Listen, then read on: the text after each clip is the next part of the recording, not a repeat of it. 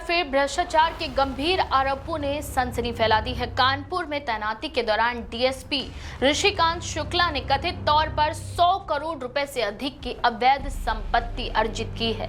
शासन को सौंपी गई रिपोर्ट के अनुसार दरोगा ने पुलिस उपाधीक्षक बनने शुक्ला ने अपनी सेवा के दौरान कई बेनामी संपत्तियां खरीदी और उन्हें अपने परिवार, साझेदारों और करीबी सहयोगियों के नाम पर दर्ज कराया। कानपुर नगर पुलिस आयुक्त द्वारा की गई प्रारंभिक जांच में इस बात के पुख्ता संकेत मिले कि शुक्ला की आय उनके ज्ञात स्रोतों से कई गुना अधिक है।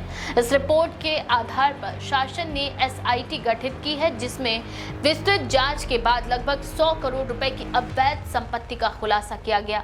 जांच में यह भी पाया गया कि शुक्ला ने कानपुर के आर्य नगर इलाके में 11 दुकानें अपने सहयोगी देवेंद्र दुबे के नाम पर खरीदी, जिनकी बाजारी कीमत करोड़ों में है। शुक्ला की तैनाती वर्ष 1998 से 2006 तक और फिर दिसंबर 2006 से 2009 तक कानपुर नगर में रही थी।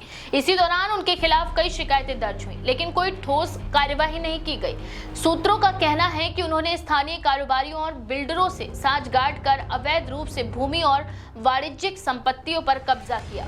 पुलिस विभाग के भीतर और बाहर दोनों जगह उनके कथित प्रभावशाली नेटवर्क की चर्चा लंबे समय से थी। जांच में यह भी सामने आया कि ऋषिकांत शुक्ला की करीबी एक व्यक्ति अखिलेश दुबे नाम से जुड़ी हुई हैं, जो कथित तौर पर शहर में एक आपराधिक गिरोह चलाता है। ये गिरोह जबरन वसूली, जमीन कब्जाने और फर्जी मुकदमे दर्ज कराने जैसी गतिविधियों में लिप्त है।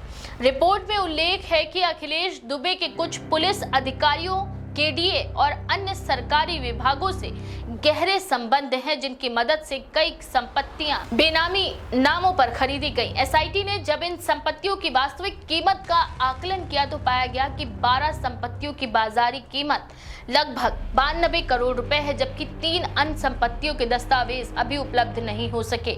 जांच में यह स्पष्ट हो गया है कि डीएसपी ऋषिकांत शुक्ला की घोषित आय के स्रोतों से इतनी बड़ी संपत्ति अर्जित करना लगभग असंभव है। मामले की गंभीरता को देखते हुए शासन ने शुक्ला को तत्काल प्रभाव से निलंबित कर दिया है और उनके खिलाफ विजिलेंस जांच के आदेश जारी किए हैं।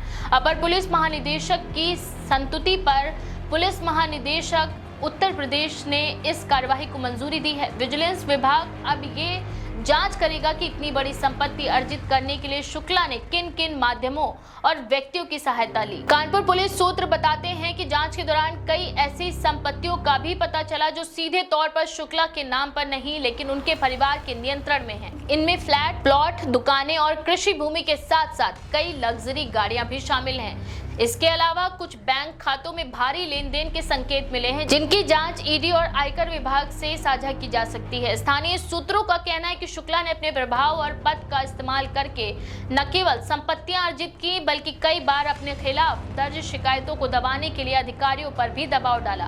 कानपुर में उनकी तैनाती के दौरान कई बार ये चर्चा उठी कि वह स्थानीय अपराधियों से नजदीकी रखते हैं।